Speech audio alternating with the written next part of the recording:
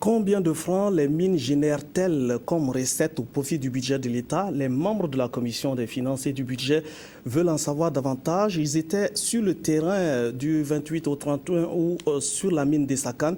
Ils ont visité la mine et ils ont interrogé les différents acteurs. Oumarou Zungrana et Sylvain Vebamba ont suivi cette mission d'information du Parlement. Reportage.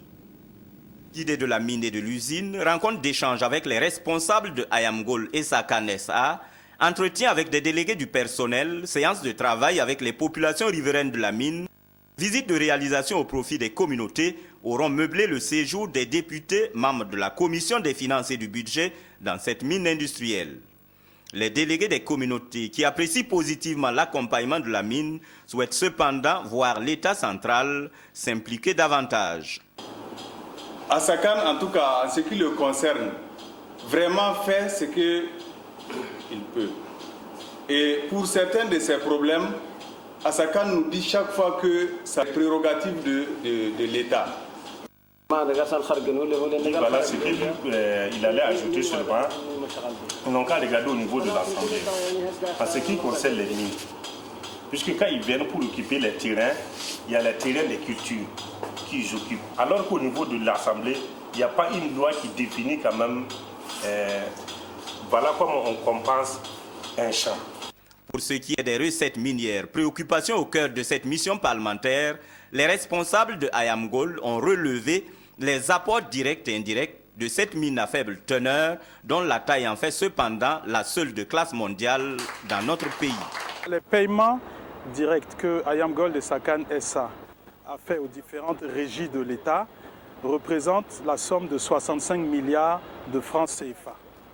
Cela n'inclut pas les différentes contributions indirectes ou ce que la mine fait dans le cadre de son programme de développement communautaire, par exemple. C'est vraiment ce que l'État a reçu venant de la société minière en 2012.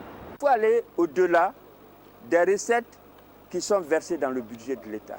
Sur le terrain, il y a des réalisations qui sont faites en direction des populations déplacées.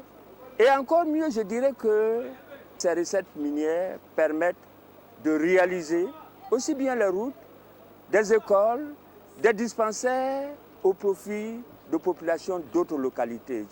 Il y a eu un investissement lourd à Essakan, ça c'est très important.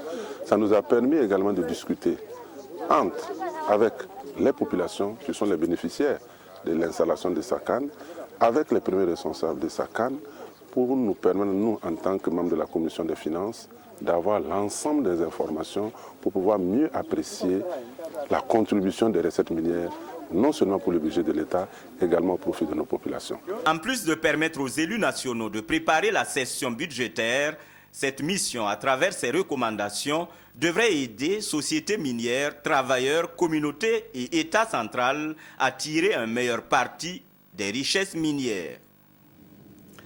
La gestion efficace des finances publiques, la modernisation des outils de pilotage de l'économie sont une quête permanente au ministère de l'économie et des finances. Les manuels de procédure et les fiches de poste doivent être connus et maîtrisés, surtout par les nouvelles directions centrales créées dans le cadre du nouvel organigramme du ministère. C'est l'École nationale des régies financières qui assure la remise à niveau des compétences. Reportage Moumouni Soubaïga. Ici, des 6 directions centrales du ministère de l'économie et des finances, ces agents sont conviés pour une formation spéciale. Elle porte sur les manuels de procédure et les fiches de poste initiées dans le cadre de la mise en œuvre du nouvel organigramme de ce département ministériel.